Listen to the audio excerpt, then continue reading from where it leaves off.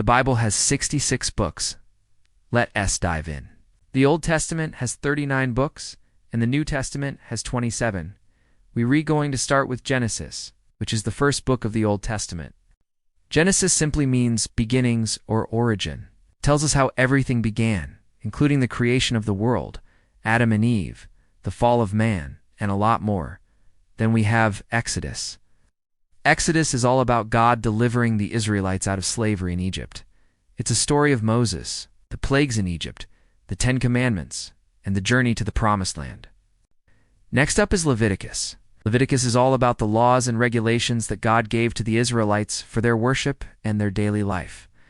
Numbers, the fourth book, is all about the people of Israel counting their population and their journey through the wilderness, as well as battles with surrounding nations.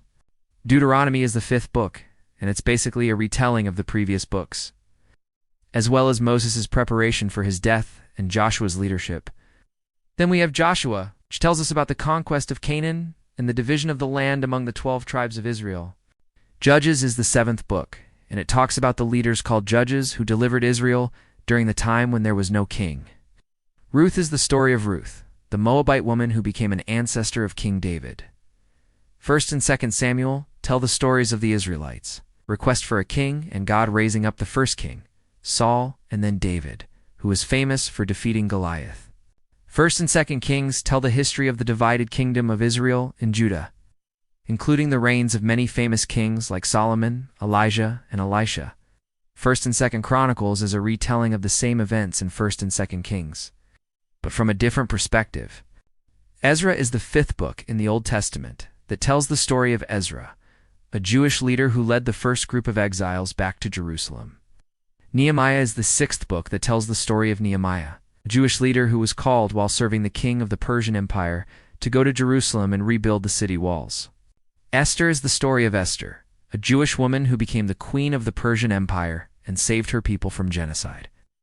Job is the story of a righteous man who lost everything, yet he remained faithful to God. Psalms is the book of songs and poems that were written to be sung or recited. King David is credited with writing many of these psalms. Proverbs is a collection of wise sayings that teach us how to live our lives wisely. Ecclesiastes is a book that teaches us about the meaning of life and the importance of fearing God. Song of Solomon is a beautiful love poem that teaches us about the love between a man and a woman and the love between God and his people. Isaiah is the first book of the major prophets. It contains messages of judgment against Judah's enemies and prophecies about the coming of Jesus Christ. Jeremiah is the second book of the major prophets. It contains prophecies about the destruction of Jerusalem and warnings about false prophets. Lamentations is a book that laments the destruction of Jerusalem. Ezekiel is the fourth book of the major prophets. It contains prophecies about the restoration of Israel and the resurrection of the dead. Daniel is the last book of the Old Testament. It tells the story of Daniel and his friends, their faithfulness to God in a pagan kingdom, and also includes prophecies about the future of Israel and the world. Now we move on to the New Testament, which has 27 books. Matthew, Mark, Luke, and John are the four Gospels, which tell the story of Jesus' life, death, and resurrection.